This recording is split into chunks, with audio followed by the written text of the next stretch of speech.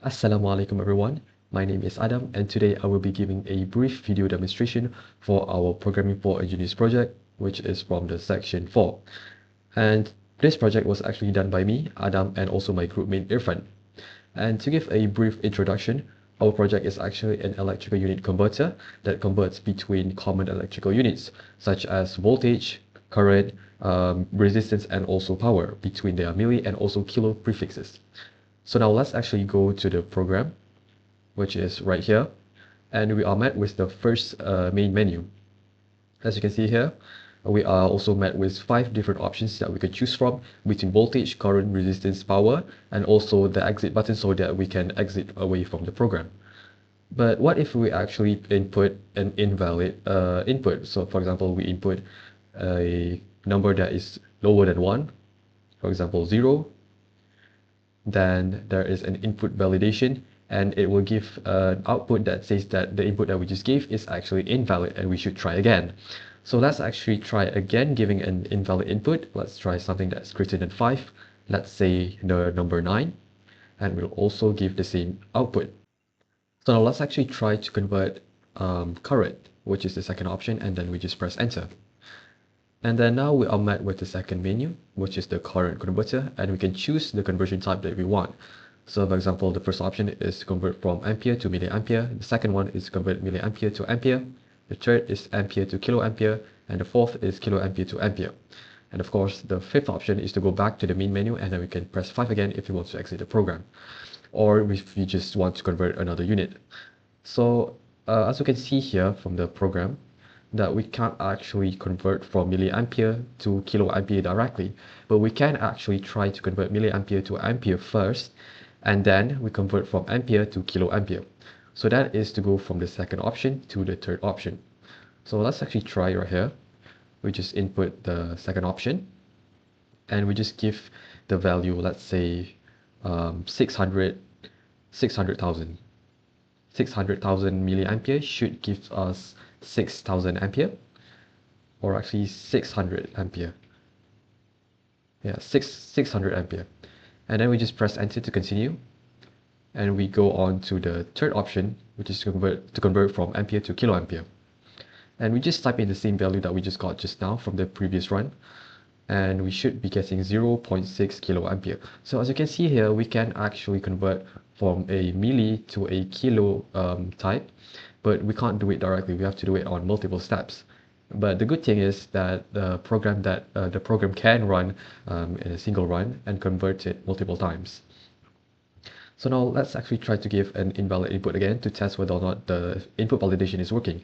So let's say that we give a negative number, which is -5, and again it will give an invalid input. So let's just go back to the main menu, and let's say that we want to next convert power. Select 4, and then we want to convert from, let's say, kilowatts to watts. It's option 4, and let's say that we want to convert 6.5 kilowatts to watts. Should give us around 6,500 watts, which is right here. So we just press enter to continue, and let's actually try and exit the program. So we just go back to the main menu and type 5 again.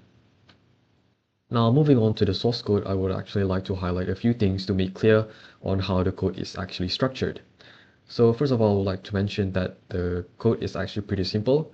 We actually only have 2 classes, which is the unit converter class and also the main class right here at the bottom. And to see how it actually works, basically the whole program is stuck inside of a while loop that is always true, which only breaks if the user inputs the value 5 inside of the main menu right here, which is the exit option. And otherwise, it will always keep looping, and it will actually start right here, which is converter.show main menu. And as the name suggests, it does basically showing the main menu of the actual program right here. And then when we enter the option, let's say that we want to option resistant, which is the third option.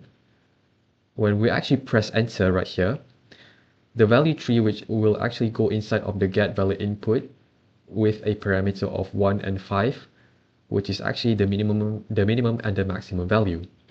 And this is called the input validation, so that the system can actually validate, so that the user can't really give an invalid input, so that the program can run smoothly. So after the input is actually validated, it will go inside the variable named main choice.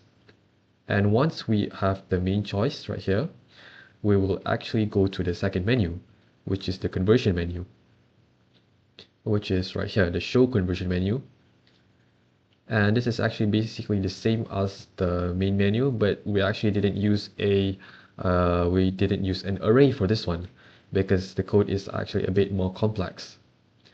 And then we used the same get valid input, so that we can get a input validation. And the convert choice will hold the value that the user put. So let's say that we want to convert, let's say, milliohm to ohm, which is the second option.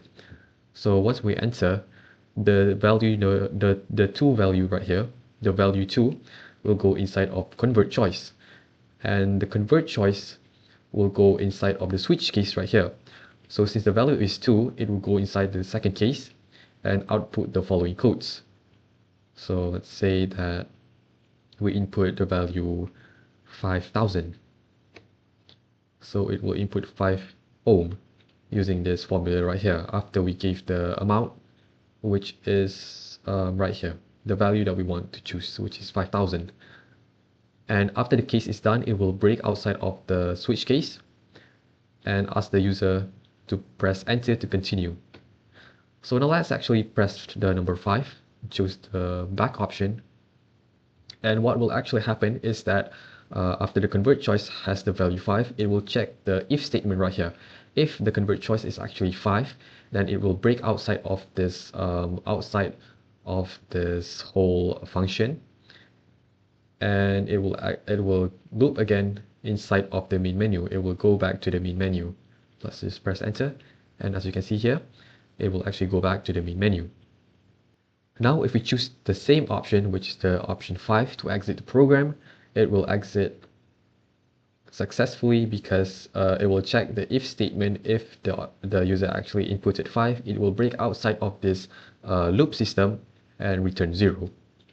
So that is it, everyone. Thank you so much for watching.